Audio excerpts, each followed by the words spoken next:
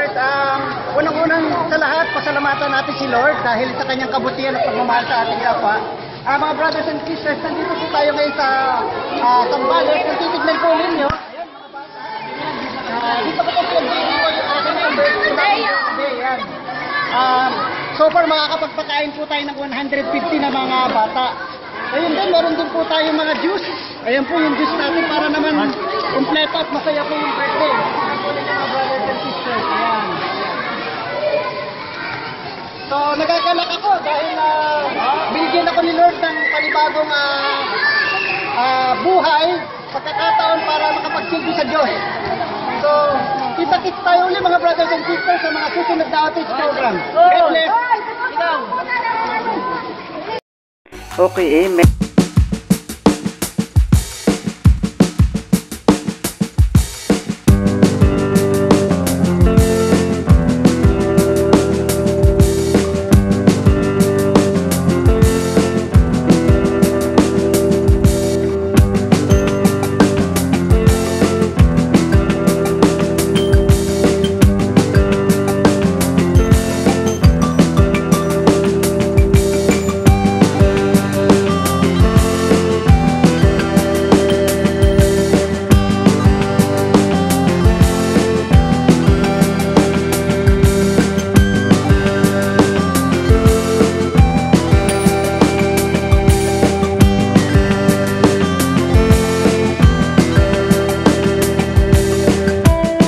Pagtulong sa ating kapwa at patuloy pa rin ang ating pagtulong kasi nasanay na nga ako tuwing aking kaarawan ay dapat makapag-share ako at makatulong ako at ipagdiwang ko ito sa mga taong walang-wala at nangangailangan ng pagmamahal. At ito na nga, narito na ako sa Dubai.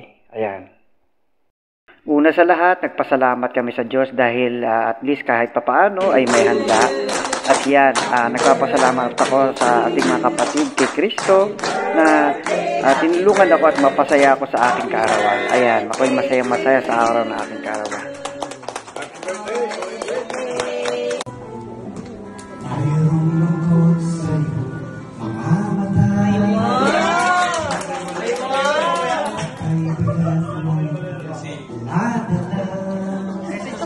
Mabigat kayo dalhin. Hindi mo man sabihin, ang hirap mo'y nadarama ko.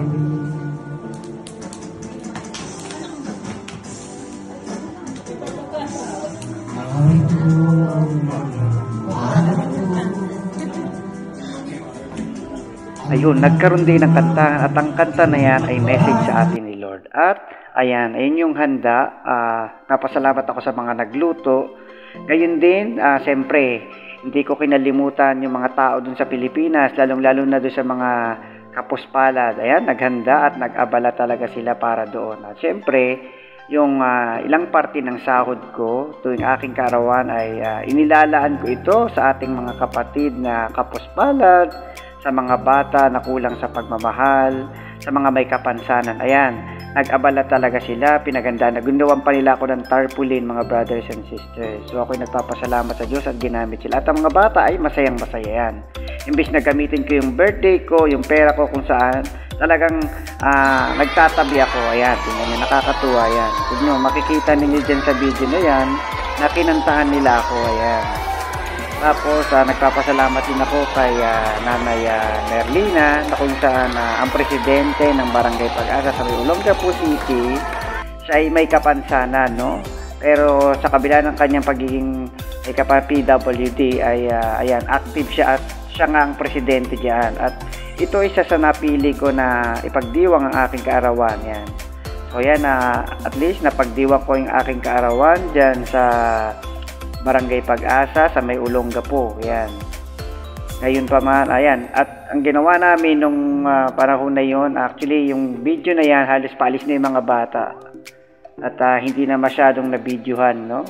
At yan, at least nakita naman ninyo, napasaya natin yung mga bata. Kasi yung araw na yan ay uulan. So baka abutan kasi sila ng ulan. Kaya saglit lang. Ayan, marami ring bumate sila nanay, yan, sila tatay, nandyan yung mga yan. Tingnan nyo. binati nila ako para doon sa aking kaarawan. Binuhan pa ako ng tarpaulin yan. Kay Nanay Marlena, yan. First time niya ding mag-video call, so medyo hindi niya alam kung paano gamitin yon. So at least nairaos namin yung aking kaarawan. Ayan, tuloy-tuloy yung aming pag-video. Kahit nandito ako sa Dubai, tuloy pa rin yung paglilingkod natin sa Diyos, no?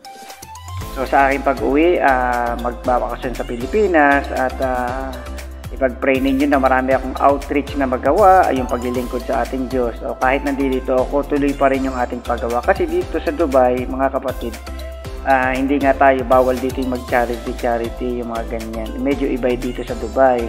Gayun pa man, kahit nasa malayo tayo, kaya nga tayo hands from God, no? Sabihin, kahit nasa malayo tayo, tuloy pa rin yung ating paglilingkod. Pwede pa rin tayong tumulong kahit sa pamamagitan ng ng social media, dahil marami naman tayong mga kapatid dun sa Pilipinas na nakipag-collab tayo, na makatulong tayo sa mga kapuspala doon. So ang ating pangarap, gaya ng aking mga nabanggit sa aking mga nakaraang video, at noon pa man kung i-check yung mga previous video ko, makikita ninyo doon na talagang tumutulong tayo. At ang ating pangarap, sa tulong at awa ng biyaya ng Diyos at sa mga taong manonood at makakapanood ng video na ito, tulungan nyo ako sa aking advokasya. Hindi ko kaya itong mag-isa. Makakaya ko ito sa pamamagitan ng tulong ng ating makapangyarihang Diyos, at tulong ninyo naway gamitin kayo na may pagpatuloy ang aking advokasya para maituloy ang gawain ng Diyos. So marami na tayong napuntahan, Actually, isa lang ito sa na-celebrate ko na birthday, Marami na tayong birthday na napagpuntahan. Actually, nagpunta na tayo dun sa mga bilangguan, nagpunta na tayo dun sa ilalim ng tulay, nagpunta na tayo dun sa mga Islam area, sa mga nasunugan, napunta na tayo dyan. Pumunta rin din tayo sa, kung maalala ninyo, manapanood ninyo yung video ko, dun tayo sa Aita, sa bundok. Kung maalala din ninyo yung video ko doon sa kay Nanay Magdalena, doon sa ilalim naman ng bundok, dinayo natin sila, At doon din sa Binangonan, Rizal, pumunta din tayo sa mga taong kapuspala doon. So inaabot natin yung pagmamahal ng Diyos. So yan, tuloy, at least ayan, masaya ako na nakakapag-video call ako sa pamamagitan ng ating makabagong teknolohiya na yung mga tao sa Pilipinas, naiabot natin, napapasaya natin sila. So alam naman natin sa Pilipinas, napakaraming mga kapuspal at kulang sila sa sa pinansyal. So yan, dumating nga pala dyan si Tata, yan isa sa mga PWD, kung makikita ninyo, ayan, umabol pa siya para mabigyan siya ng pagkain. Yung mga bata pinaalis na kasi kaga dahil baka mabasa sila ng ulan, dahil yung panahon ng aking birthday, aking kaarawan ay umuulan noon. Yan, si Tata, yan, at least ay humabol, si Tatay na person with disability ay humabol para mabigyan ng aking handa, makatikim man lang sila ng aking handa, yung mga nagugutom, yun ay dapat nating anyayahan, sa araw ng aking kaarawan, yung mga taong hindi nakakaranas ng kaginhawa ng mga masarap na pagkain na kumukulo ang tiyan. So yan, so sila at least napapasaya natin sila, mga brothers and sisters. So, I hope na sa lahat ng mga Kristiyano, mga kapatid, at kung sino man ang manonood ng video na ito, naway mag-ambag-ambag tayo, tumulong tayo sa ating kapwa, i-celebrate natin yung birthday natin dun sa mga taong kapuspalad. So, hindi lang yung isipin natin is, syempre, may personal tayo, ating kamag-anak, mga kaibigan. So, iabot din natin yung ating blessing dun sa mga taong nangangailangan ng pagmamahal, lalong-lalo na yung mga kapuspalad. So yan, salamat tayo at ginamit si Nanay Merlina na presidente ng PWD, Person with Disability, na sila ang nagluto, naghanda at nagsaayos ng aking kaarawan. So maraming salamat sa Diyos dahil gumamit siya ng tao para maisakatuparan yung aking birthday. So ipag-pray ninyo mga brothers and sisters, sa mga susunod na birthday ko ay may pagdiwang natin yung aking kaarawan doon naman sa ibang area. So at least yung blessing Lord na ibibigay natin hindi lang sa isang area kundi sa ibang parte ng Pilipinas, no? So I hope na maka-inspire ang video na ito sa inyo at naway tuwing birthday ninyo, depende na kung may budget kayo, nasa sa inyo naman yan. Kung wala naman kayong budget, syempre pwede kayong magsimba at magpasalamat. Importante, buhay kayo. So sa akin kasi, bilang normal lang naman na empleyado, hindi naman ako mayaman, ang ginagawa ko talaga is nagtatabi talaga ako ng pera. Pinaghahandaan ko talaga yung birthday ko na yan para makapag-share do sa mga kapuspalad. Yun ang aking at masaya ako na ginagawa ito. At sa araw naman ng Kapaskuhan, yan talagang nagse-separate din ako ng aking pagtulong, yung mga regalo sa ating mga kapuspalad na kapatid sa Pilipinas. So God bless you at naway na-inspire kayo dito sa video na ito.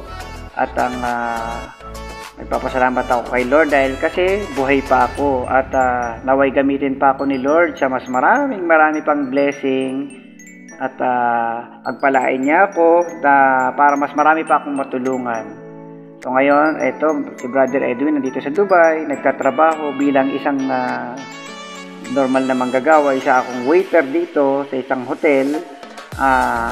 God bless you at see you sa mga susunod na video. God bless.